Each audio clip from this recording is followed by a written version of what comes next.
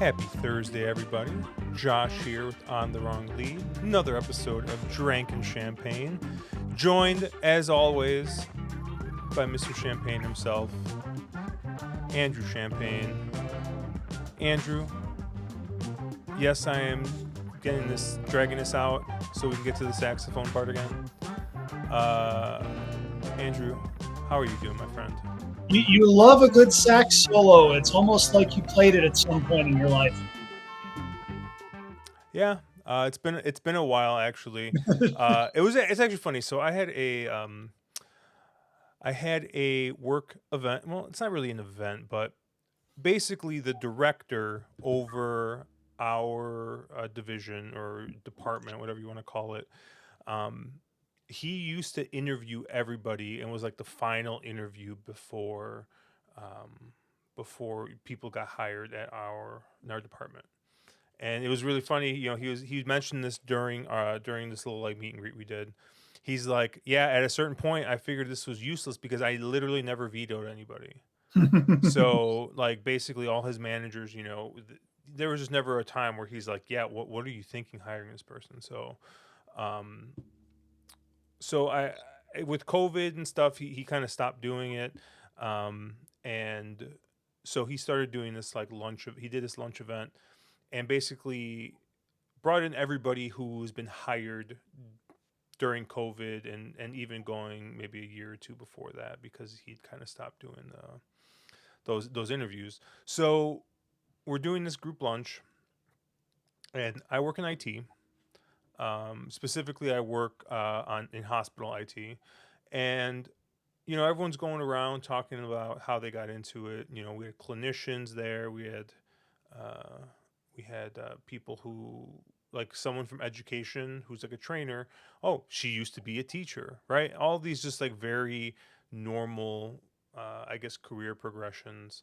And they get to me, and so they want you to kind of tell your story. How did you get here? What was your kind of career path? And I said, well, I got in IT because I was a classically trained saxophonist.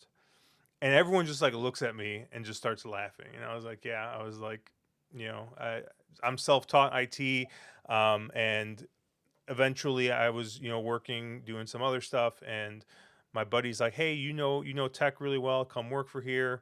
So I started working at a hospital. But funny enough, the interview question that I think really got me hired was the manager over the help desk.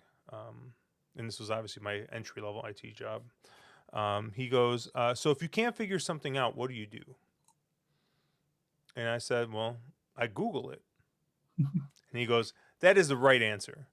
And so, a couple weeks later, I got hired. Or I literally, I think, drove on my way back, driving back, was basically got a phone call before I even got back to back home that, hey, yeah, we're gonna move forward with you, drug test, blah blah blah. So Hmm.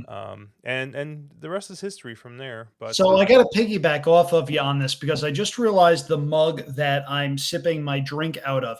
This is one of those tchotchkes that you get at a conference. The people that did this were a company called MoneyPath Integrations. Don't ask me what they do. I have no idea. You know it's a crappy mug because the paint's trying to scrape off a little bit, a lot of dishwasher stuff. But if you're on YouTube watching this, first of all, thank you very much. Go on down below, hit that like button, hit that subscribe button. Really helps us out.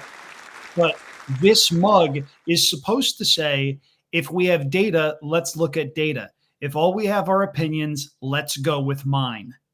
And I just thought that tied in incredibly well to you talking about, well, what do you do if you don't know something? So showing conviction, and you went with the right answer. In the words of the guardian of the Holy Grail in the last Indiana Jones movie that actually mattered, you chose wisely.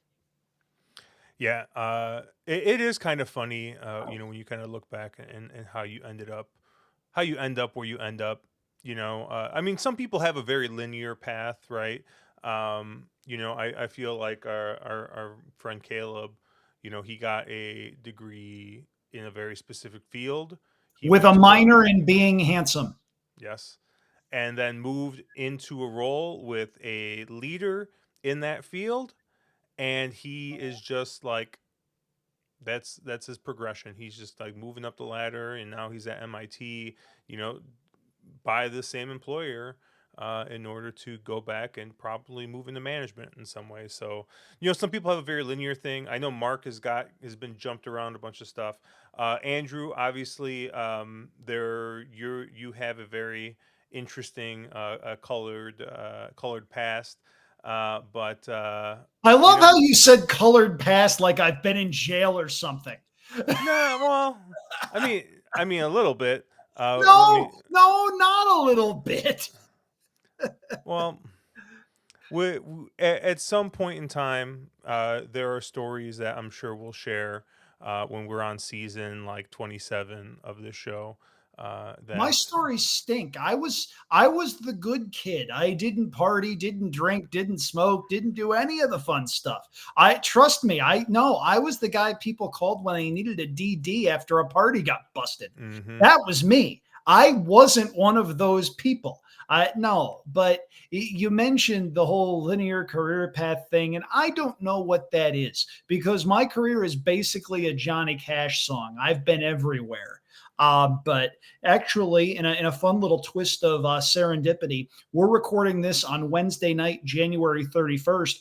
Josh, that is the 14-year anniversary to the day of when I flew to the 2010 Winter Olympics in Vancouver. For those who haven't seen this before, this is Sports Illustrated back when Sports Illustrated really meant something. Back in about 2010, I saved this magazine from after the Winter Olympics and got it framed. And that, I got to tell you, was an experience because I flew out of one of the New York City airports, changed planes in Salt Lake City. When I got to Salt Lake City, I spotted a fellow intern who was wearing the same NBC Olympics jacket that I was. I have no idea where that jacket went, by the way, and I'm very upset about that because it's a very nice jacket and it's somewhere in one of these bags, I'm sure. But we get up into the air, and it takes us about a half hour to get to this particular point. But we get up to the air, and the pilot comes on the intercom and says, "Folks from the flight deck, we're going to have to turn around." There was something with the cabin pressure, and you sort of need to breathe. So it took us 30, 35 minutes to get to that point. Josh, it took us 15 minutes to get back on the ground. hmm. Something was wrong. And in the meantime, I'm in one aisle. The fellow intern, Emily, is a couple of rows back in another aisle. And I look back at her and she looks at me, and we both are going, "Oh, shit. So this is how it ends. Well, it's been a good run." But they wound up fixing the problem. I'm not entirely sure to this day what it was. We were convinced that somebody forgot to close a door, but that seems sort of untimely to say as a joke, given some of the stuff that's happening with Boeing right now with some of those planes. So we got there, and it was the best 5 to 6 week span of my life. Buddy of mine, still one of my best friends. I found wandering the city his first day like a lost little puppy, having no idea where he was. And I looked from across the street, just wandering around myself, going, "Well, look who it is." And he looked at me and went, "Oh, shit." That's the default reaction for everybody, by the way, not just you, Josh. So you've got plenty of company, and you're going to have a lot of fun at this wedding that I'm planning for next year, where you all can trade stories about how horrible I am. So you're going to really enjoy that. Yes, I'm sure we are going to have a Lord Miles counter somewhere. Um, yep, you still haven't hung it up. No, still haven't hung it up. Still sort of lazy, but it makes okay sense as a prop to reach. So once again, shout out to the Naira photography team. Just absolutely fantastic stuff. So I intend to use that to torture people just as much as humanly possible. Speaking of torture, Oh, here we go. you Good know, segue. Good well, segue. yeah, I mean, when you think of torture, the first thing I think of is social media and Twitter. And Andrew, you've kind of, I don't want to say a tale of two tweets here, because I think for the most part you've had very positive reactions to both these Shocking, I tweets. know. One obviously did attract a troll, but in all fairness, that's just what you do, is attract trolls. So So yeah, so no surprise there. So why don't we let's kind of, before we get into the horse racing and the kind of the meat, I think, of our conversation. Your more recent tweet was, I believe, and correct me if I'm wrong, but I believe it was Mark Meltz had tweeted out, and it's Mark Meltzer. He Yes. had tweeted out um, the pricing for Caesars Palace Sportsbook for March Madness, an event that I was planning on going to, but am now I'm going to spend the week with Mark and anybody else who's up at NHC. And which is the week before. I'll catch some of the conference championship games, which is, they're Those are usually pretty still a good games. blast. You're going to love those. Yeah, but yeah. So he tweeted out the pricing for it, and you retweeted it, and I don't know if you have the tweet pulled up, but you basically said something along the lines of like, this is getting ridiculous, $700, which was the lowest amount on the tweet that you had quoted there. $700 for one seat for one person, and that got you a whopping three drink tickets, Yeah. which they valued, I believe, at like $20 a pop. Not So necessarily for sports, it's a little bit more. For sports, you need to play a fair bit more. And no, actually, no, no. You do need a bit more, but I'm saying they valued that. I believe they had a value for each of those drink tickets is worth $20. okay, sorry, I Yeah, misunderstood. yeah, yeah. Yeah. No, no. Um, Nowadays, it's usually it's $50. We'll get you a drink ticket. I've gotten it much for much less on horses, but yes, it is much less on the racing side for sure. I was also tipping the lady, so Right. that very much helped. Got to grease But the right palms. yep. Although uh, from the troll that you attracted, apparently you don't know how to grease a palm. Yeah, apparently I'm the riffraff, and we'll get to that point as we go. But I do have the tweet up on my phone, and I have no look.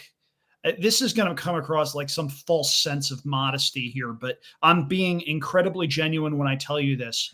This tweet got 116,000 views, and I have no idea how that happened. Not a clue. No shot. But the tweet reads, absolute insanity. Gone are the days where you could simply arrive early to an on-strip Vegas sportsbook, Vegas hashtagged, veteran move there, kids, camp out for as long as you could hold the seat, and enjoy a day of betting on hoops with your friends. $700 before one even places a bet is nothing short of abject greed.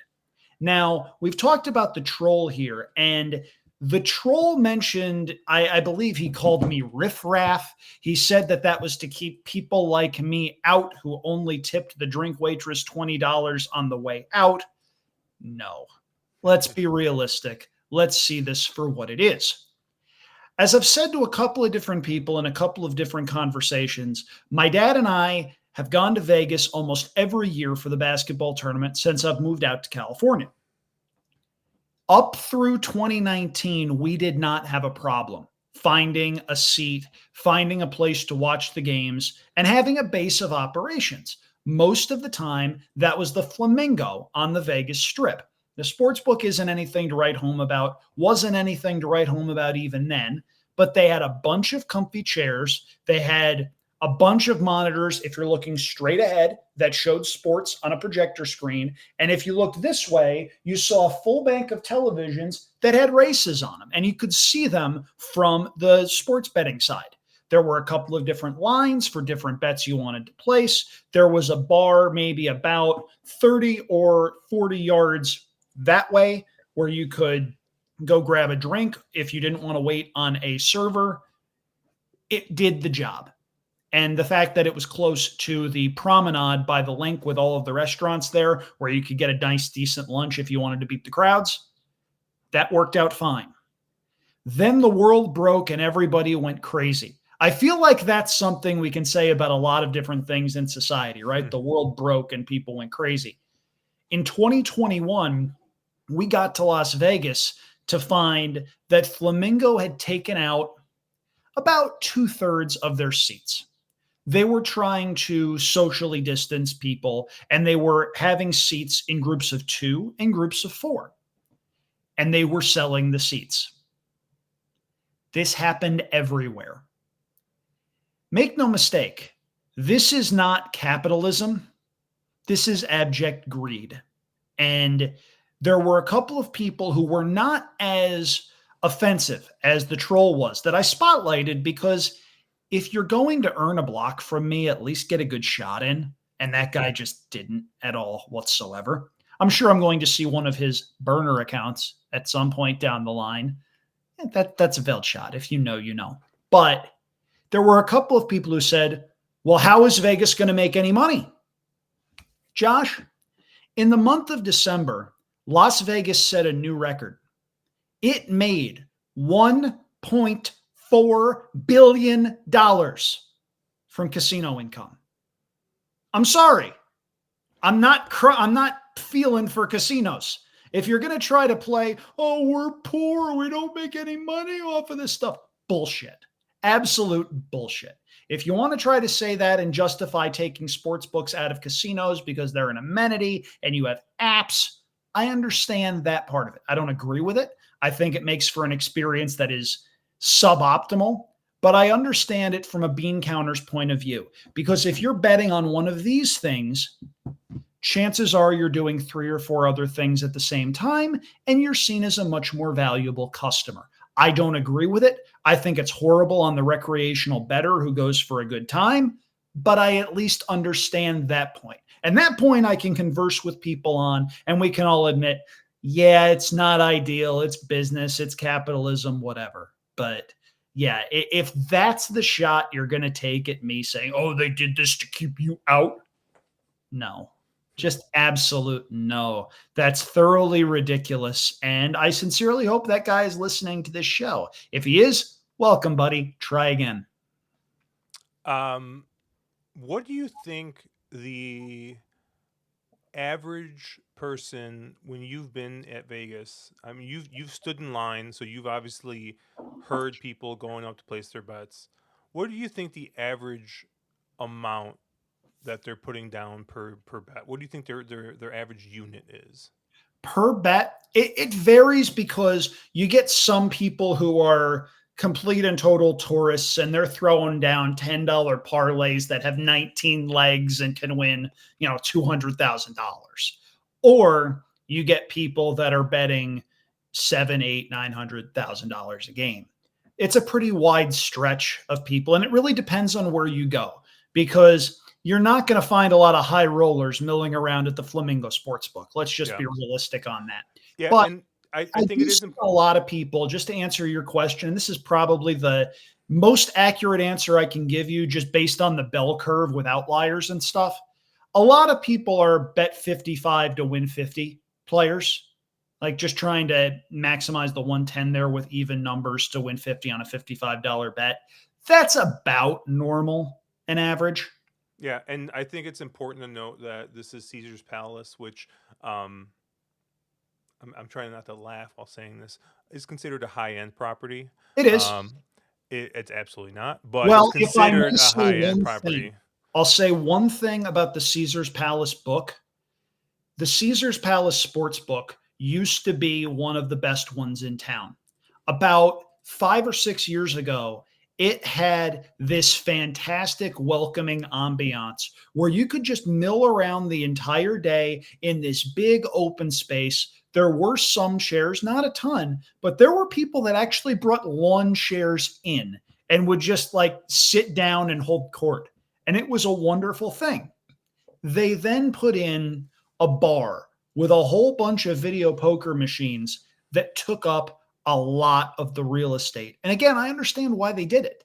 It's capitalism, it's economics, and that space can be used to generate X amount of dollars an hour. And I'm sure that that was very attractive to the people that are looking at the profit and loss report. They also did a lot of stuff with the screens at Caesars to make it this big, huge curved video wall. It took a while. It looked pretty cool the way they had it. But one of the things that Caesars did across all of its sports books. And you want to talk about emphasizing betting on your phones. Josh, I think we've talked about this before. Instead of having the big, huge odds boards that Vegas sports books are known to have, they replaced those with little tiny 32-inch monitors that showed the odds on a scroll. Not a great user experience. They really want you betting on your phone as much as humanly possible. And they are not shy about admitting that. From an economics perspective, I get it, but it kills the experience of people that have made this sort of thing an annual tradition. That's a real shame, but traditions don't fund CEO benefits. Yeah, they I have a huge problem with Caesar's Palace. I think that uh it's considered it's Caesar's nicest property, but um I would probably put it more akin to an MGM Grand than I would say Aria or Bellagio, which is MGM's middle property, MGM Grand. So yeah, I always get a kick. I mean, I hear that they have they have very, very, very nice rooms at Caesar's Palace, but I think in the lower to mid range, it really is just I think MGM Grand is probably the biggest parallel. But MGM Grand also has beautiful, beautiful rooms because of just how large it is. But It's freaking massive. Yeah. And it takes you forever to get where you're going. The things I will say about Caesars, though, are they do have the best buffet in the city, but don't go for dinner. The Bacchanal buffet at Caesars is phenomenal. Even if you don't like buffets, find a way to go to Bacchanal for lunch. For dinner, you need a reservation several weeks in advance. And the reservation only gets you a spot in line at that point in time. My dad and I had a reservation for 6 o'clock the last time we were in Vegas. We got in line at 6. We did not get seated until after 7. Make no mistake, Bacchanal is very good. It's also very expensive. And the most valuable currency you have in Las Vegas isn't money, it's time. Go for lunch. The lines are shorter. It's a little bit cheaper. You can still have a fantastic meal and you get in and out. The only other thing about Caesars that really jumps off the page, Josh, can we send a memo to every Gen Z person saying that your photo in front of the Caesars fountain in the lobby looks exactly the same as every other photo? It's not special. Please stop. It makes it impossible to get where you're going. I know I'm probably coming across like a grumpy old man right now, but in the worst parts of the pandemic, there were only a couple of places where there were so many people I legitimately felt unsafe. One of them was that fountain at Caesar's Palace, where it was elbow to elbow with people with selfie sticks trying not to hit anybody and not really working.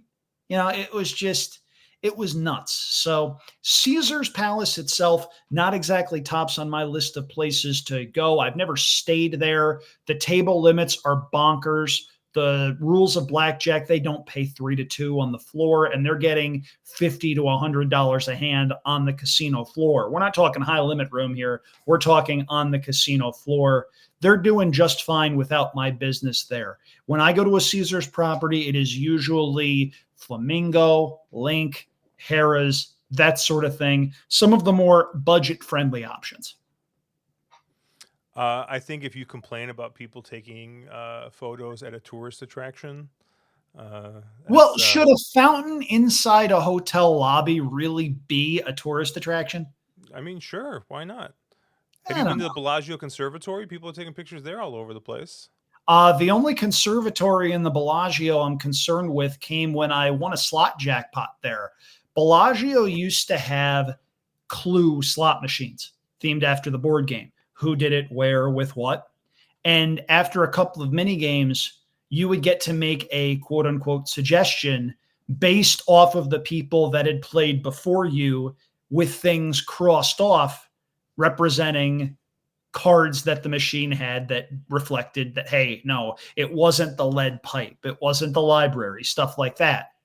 But I hit a jackpot there on a penny slot for about 140 bucks on a correct guess. So when you say Bellagio Conservatory, I'm thinking that slot machine because, as I recall, it was Mrs. Peacock with the revolver in the conservatory. This was 10 years ago. Please don't ask why I remember that and never remember why I went into the kitchen. Um, so, anyways, the point I was trying to make way before you went on your tangent Oh, my uh, tangent? I believe it was aided by yours with Caesars. was Be real. there are 16 games per day, uh, and let's up that. You know, you're saying $50 average. Let's say $100, right? $100 better. Um, and maybe they want to place $100 on each game, which may or may not be the truth, but we'll just say To like they're be fair, betting. I don't think there are too many people that are playing every game. It's more likely that if you're a $55 better, that you're actually focused, laser focused on about 3 or 4 games at some point during the day. Maybe you parlay them, maybe you throw them in a round robin. But if you're betting every single game, I'm not saying people don't do that, but I'm saying I haven't seen it in my years ago in there. At the very least, if they do that, they're not doing it all at once. So, anyways, I'm trying to get a point across here, which is best, absolute best case scenario, right? So, betting every single game, betting $100 a bet, so that's $1,600, and your seat costs $700. That is basically half of your bankroll for the day, paid paying for a seat. That's just insane to me. Mhm. So it's clear that they're looking for people who are betting more than, and I think $100 a game, right? If $100 is your base unit, I mean that's fairly large in my mind. But then again, there are people like you said who are going down and betting $1,000 a game, right? And at that point, right, when the seat's costing less than your unit, okay, fine. But that would mean for, I don't know, for average people, I don't know, the seat should cost like what, $50? You know what I'm saying? Like, so yeah, it's tough, and I think the worst part about it too is I remember during COVID, my wife and I we happened to book during March Madness. We weren't trying to go during it, but we were there during it, and we wanted to go to this bar, this lounge, and Oh, this is a good story. This is good. they're like, well, we only have it reserved for the whole day. Like you can reserve a table, and so I want to say that it was like 300 and 400 bucks to reserve it. And so like we were thinking about it. We're like, okay, cuz it was a food and beverage minimum. And so we're like, all right, well, we don't really want to spend $400 on food and beverage, but we started doing the math because like obviously like this is a cocktail bar and the cocktails are, 16 to $20 a piece. So we're trying to do the math, how many cocktails would it be, what kind of food, like all this stuff. And then like we realized like we are going to be absolutely trashed, and we're going to feel like we're going to have to sit here all day when we don't even want to watch the basketball games. And so we ended up not doing it. But like even worse is I think the food options were literally the like chicken fingers and fries, Hmm. and like that was it. So like it wasn't even like a great situation with that. But yeah, I was looking forward to going this year. We have a listener, friend of the show, Russ, who he goes to South Point, and South Point is one of the places I believe still has a free viewing area. Um, and there's, I mean, there's tons of free viewing areas. Most of them are like in ballrooms and stuff like that, or at least if they do charge, it's much less. I know Westgate does something with ballrooms, and I know there's a lot of places that do it. So this isn't the only option, but obviously it was very eye opening just seeing those numbers, and just thinking about it in betting terms. Um, when you look at somebody who's betting $100 a unit, which to me is, I think on the recreational side is pretty big amount. That's $1,500 a day, right, as their bankroll. Um, but yeah, spending half that on a seat, like it's just tough to swallow.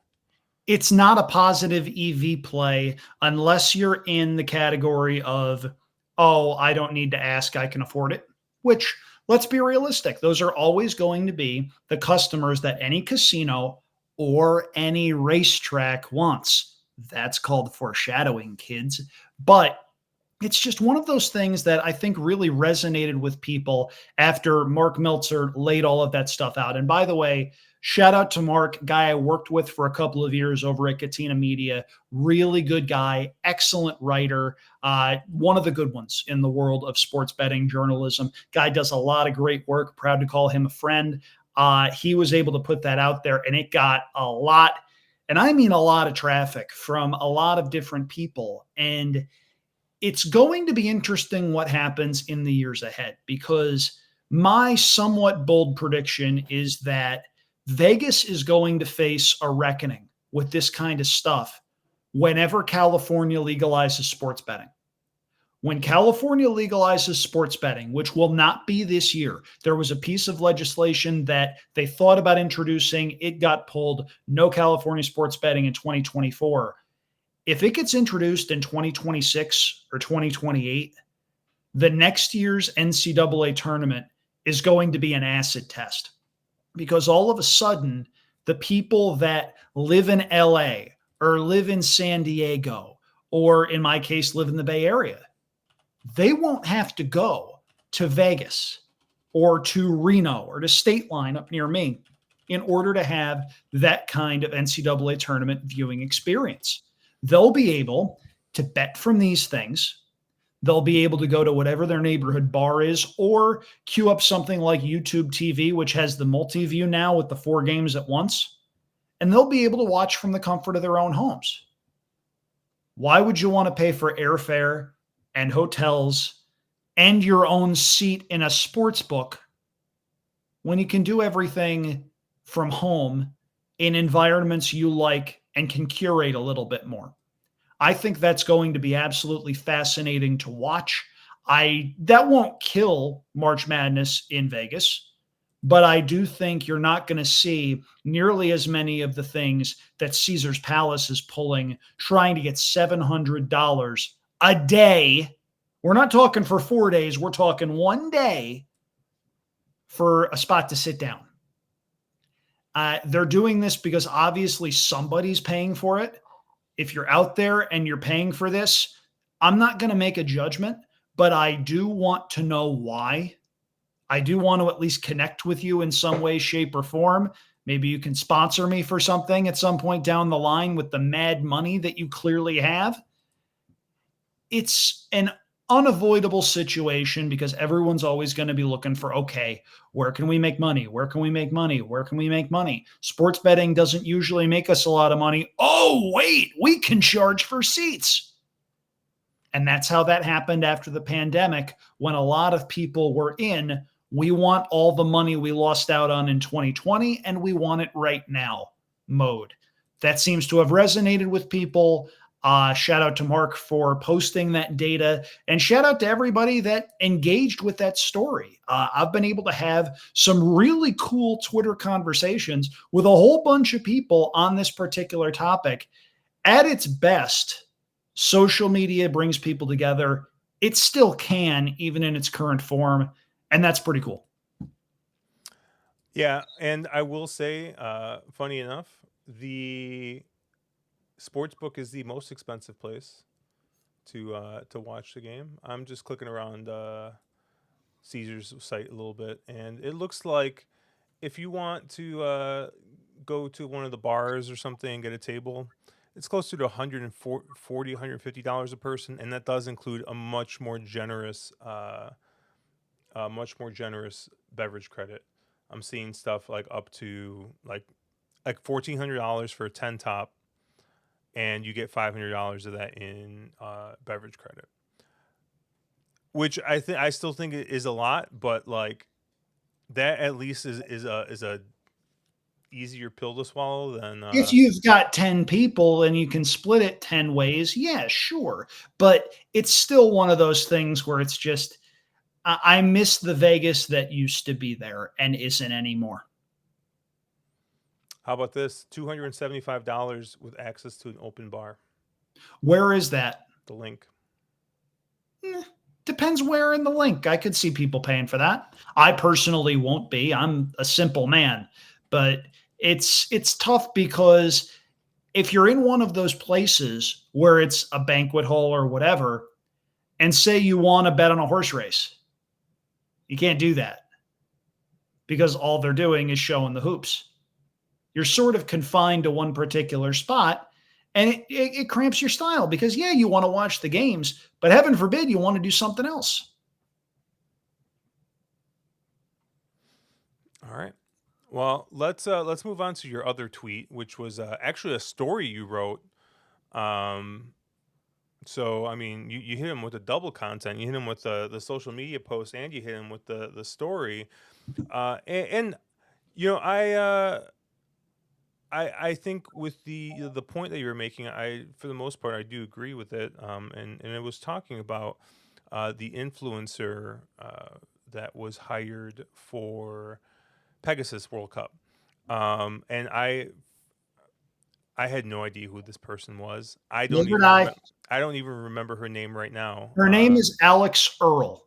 Okay, and I looked her up at some point, um, but yeah, you know, influencer marketing is it's a wild thing. You know, I'm thinking going back more into like a realm I know pretty well, which is video games. And this happened a couple years ago where they started shifting marketing budget from these, you know, traditionally there was a convention called E3. Yep. Rest in peace, E3. And, you know, before that it was, oh goodness, what's the big one that's in Vegas in January? It's not CES, is it? Yeah, CES. So it Okay. used so back in the 90s it was CES. And at a certain point, like CES is like, you know, they were just putting them in a corner, whatever. Video games wasn't a thing, but so E3 came about and they started having this convention, and that's where uh, you know, the newest games would come out and everything. And like I remember being in high school and college, um, it was always like the big time to buy magazines, and then eventually when magazines obviously started dying, you know, you'd go to your favorite website and they'd have all kinds of video content and stuff like that, and it was a really big thing. And then Nintendo started doing something, which was something called Nintendo Direct, which was basically, hey, we're just going to put a video out and just talk directly to the consumers. And they started doing these, and they eventually pulled out of E3 because, hey, we can just do this and we can just talk directly to our consumers. Other companies started kind of following suit, doing that direct consumer, but then they also started realizing, hey, there are 50,000 people just watching this guy play a game on this website called Twitch. What if we have him play our game? And then deals started happening and people started getting paid. And then now, you know, we have all of you know, because of that kind of stuff, we have all of the new FTC guidelines as far as influencer marketing. And you know, there are certain Vegas influencers who decide not to follow those rules. So shout out if you know about that drama. But Also, shout out to the Fire Festival, which is part of the reason why those FTC guidelines exist. but yeah, so eventually they, you know, the traditional marketing, which was, you know, magazines and advertisements and stuff, that budget started going lower and lower. I mean, there's still the big budget stuff like Call of Duty and the big games. They still do all that stuff, but um, these other companies, what they started doing is, hey, we're just going to go direct to consumer, or hey, this guy's already got an audience. He plays all these games. Let's pay him or her, and give them a free copy of the game, pay them some money, and have them play the game and promote it that way. Um, so yeah, so like seeing this, like to me, wasn't it didn't even move the needle, like for me as somebody, I think, who is more of the age of who's seen this happen in another realm. But You can for say horse, it, Josh. You're not a boomer. I'm not a boomer, but like I'm also not young, right? I mean, I guess for horse racing, I'm young. I'm turning 38 this year, but those damn pesky millennials, we're still, I guess to boomers, we're still, young, but yeah, so to me, it didn't move the needle. But yeah, I saw a lot of people getting worked up about this. Now, there were some things, I think, some troubling things, and you I think pointed some of that out in your article. But um, yeah, talk to me a little bit about what you kind of saw. Sure. So if you haven't read this article yet, it's up on my website, andrewchampagne.com. There is a link to it on my Twitter profile. I pinned that to the top of my page. The headline was something along the lines of Alex Earl goes to the Pegasus, horse racing Twitter loses its mind. To preface this, I don't know Alex Earl's gimmick other than Pretty Girl on TikTok. That's pretty much all you need to know there. There's not a lot of substance to it, but what she does works. She has an audience that dwarfs that horse racing can reach. The videos that she generated from the Pegasus World Cup and leading up to her trip to the Pegasus World Cup over a 24-hour period generated 6.5 million views on TikTok. Josh, we're not reaching 6.5 million people. I'm sorry. I hate I to don't know if bust. we're I don't know if we're reaching six people. Oh, we'll reach 6 people. No problem there. But if the viewpoint that we have taken for so long is racing needs new fans, racing needs new fans, racing needs new fans, this is a good first step. The problem is the fans that are viewing this look, talk, act, and behave a lot differently than the people that have been screaming, we need new fans, we need new fans, we need new fans. That's part of it. The other part of it is the second step on this plan is to take the people that you've put into what we marketing people call the funnel and find ways to reach them now that you have somebody that is basically telling the story of why you should care about this product. And that's where horse racing falls apart. It's not in the fact that Alex Earl was at the Pegasus World Cup. That's influencer marketing. It's the way things are done in 2024 if you have the budget to do it. From that standpoint, mutually beneficial relationship. Alex Earl gets a whole bunch of eyeballs on the content. Gulfstream Park's big day gets exposure. Cool. What are we doing to build off of that? If it's me in a marketing department, I take whatever assets we have that have Alex Earl and her ilk in there, and I blast the hell out of them through social media paid ad campaigns that target Alex Earl's audience. The people that are seeing her content will see these ads, and if any of them are local, could potentially come out to the track, at which point you set up an experience for them so that they keep coming back. Not everybody will, but you wind up setting up an experience where you create new fans and you create a cycle where those fans become better fans. Better fans engage more with the product, both from a betting standpoint and from a word of mouth standpoint, and everybody wins. My issue is step one went fine. Alex Earl got to the Pegasus and a whole bunch of video content got created. There's no execution on step two. My article states, fierceness, if the Kentucky Derby was going to be run on Saturday, would be the overwhelming favorite. Do you think Alex Earl's audience has any idea that the Holy Bull's even running on Saturday? No, of course not, because we're not doing anything to reach this audience of people that at a minimum showed a passing interest in the product. That's a mistake. And that's something horse racing needs to do better at if they're going to throw money at influencers, which isn't a terrible move, provided there's a follow through. Where's the follow through? I'm asking because I don't know. Yeah.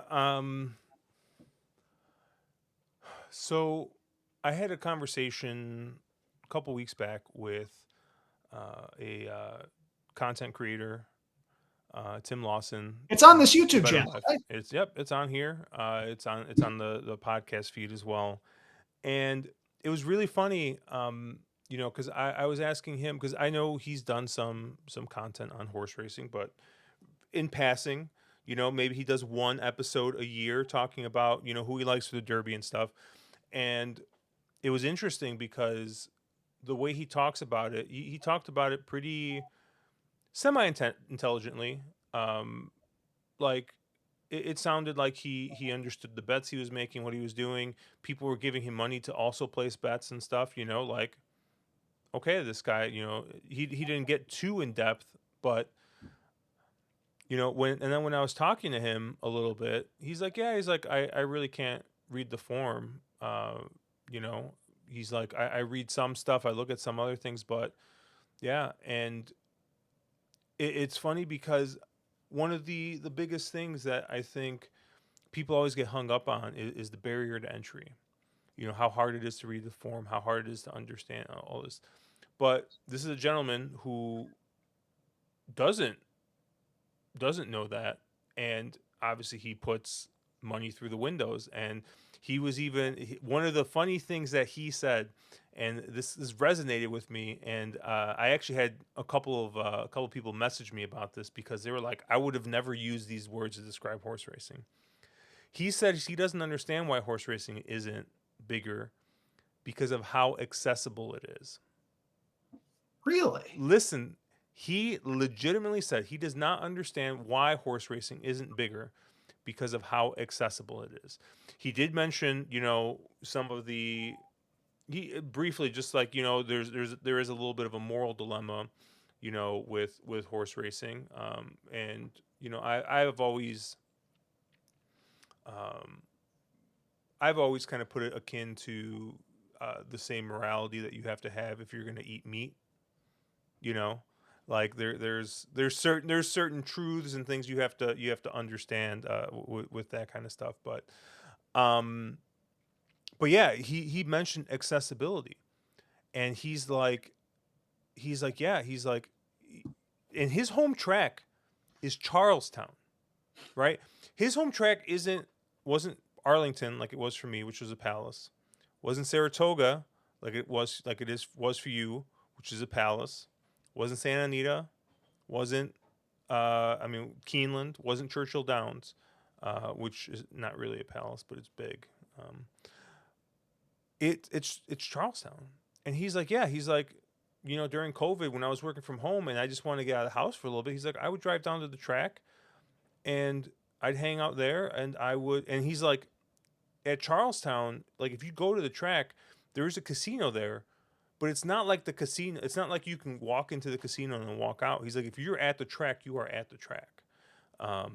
It's a bit of ways to get to the actual casino. So he's like, yeah, he's like, I just liked going and like walking down at a paddock, looking at and picking horses, and I'm like, yeah, this is what everyone has said. Get people to the track, and I think, like you said, we get hung up, I think, a lot on accessibility. We get hung up on how hard it is to read a form. We get hung up on takeout, and these are all problems. And I think takeout's probably the biggest of those problems. Shout out inside the pylons. Yeah, definitely. But it's it's interesting that he was like, yeah, well, it's so accessible, and he's like, and I told him, I was like, yeah, it's kind of funny because you could bet on your phone for horse races 10 years before you could make a sports bet on your phone, maybe more. Something like that. Yeah. It's And what did horse racing do with that lead? nothing. And a lot of that goes down to marketing. There are times where they've tried to market to an audience they're never going to have. There are times where they've tried stuff and it's just missed. Horse racing roulette, anyone at Saratoga, at Santa Anita and Gulfstream, where some of those pools were $12. Hmm. Some stuff's not going to work, and that's fine. But there have been some significant missteps in how this sport is marketed. And I say that not from the standpoint of everyone needs to be like me. No, that's a trap that a lot of people tend to fall into. We don't need fans to be of a certain ilk or come from a certain background or anything like that. We just need fans to do what the person you interviewed did, which is go to the track and keep coming back. Whatever happens once they get there, we can manage. We can put forth fan education protocols. We can put forth trips to the backside where they can look and see how these horses are cared for. We can make sure people know, hey, listen, Fierceness is running on Saturday. I know this week is the Pegasus World Cup, but if you want to see the horse that's probably going to be favored in the Kentucky Derby, come on back out this Saturday to Gulfstream Park. Admission's a lot cheaper, and you can see one of the best horses in training before he hits the big stage. What are we doing there? Not much. Not much at all. And that's something that falls on the shoulders of a lot of people. I mentioned this in my article. That's a big part of my why, as far as why I do this show, why I do the stuff that's behind me here, why you'll see me on the handicapping seminar stage at the Alameda County Fair in Pleasanton. Fan education matters. And there is nothing better than helping other people make money. There's nothing better than that from my standpoint, because if your first bet is a winner, how much more likely are you to stick around? It's one of those things that it doesn't have to be rocket science, but there are things we're doing that we're not doing correctly. If you're going to have an influencer at the racetrack, fine. If you've got the money to pay them, fine. Have a step two. What's that step two right now? Nothing. And that's what people needed to be mad at, rather than, oh God, Alex Earl's not the audience. We need to be courting. This is horrible. If you're going to be mad at anything, be mad at the fact that we're not doing anything to convert on those 6.5 million TikTok views. Think about that for a minute. 6.5 million. Where's the step two there? That's what made me write that article, because it felt like a lot of people were missing the boat with the initial outrage. Not every fan is going to be a hardened handicapper that wants to learn how to read the form. Some people are going to want to go to the track in search of a good time, whatever their definition of a good time is. And if they have one, they'll come back. And that's when you wind up at the very least having those resources ready to where when they're ready to have the tell me more conversation, you can tell them more. And you can do so in an accessible, approachable sort of format. We're not doing that right now at a lot of places in a lot of ways. That's the bigger issue. Let's not lose sight of things, and let's not lose the forest and the trees on this. And as I mentioned in my article too, Josh, if seeing a pretty younger woman at a sporting event triggers you that much, the Super Bowl's in a week and a half. Don't watch. Can you tell, by the way, in hindsight, that I wrote the closer for that article before I wrote literally anything else, and I just sort of worked my way to it? Yeah, definitely. Um, yeah, I, I really had nothing to add, more to add. I thought, yeah, I thought you made, like I said, really good points with that, and it was, um, yeah, it's interesting. And like I said, I had that conversation with Tim, and we got off tangent a bit. We talked a lot about Vegas and stuff, but yeah, take a listen to it. Listen to what he has to say. I have another idea for another person I kind of want to talk with. I'm going to reach out this week and see. see if they're available at all to talk. I think it's another person in the gambling space. I think would be an interesting interview to talk with. But um, yeah. Um, Anything else you want to add, Andrew? Um, I think we covered a lot of ground. I think there's a lot of different things that you can get caught up on social media. Be smart, people. You can still have good conversations. You can still meet people. You can still come to some sort of understanding on certain things. That's what social media was initially intended to do. It wasn't intended to divide us, it was intended to bring us together. Be smart with how you're using social media, kids. You never know when something's going to come back to bite you. Just be kind. Seriously, it's not that hard to do. Forget love thy neighbor, tolerate thy neighbor. And that's especially true on social media. Just don't be a jerk.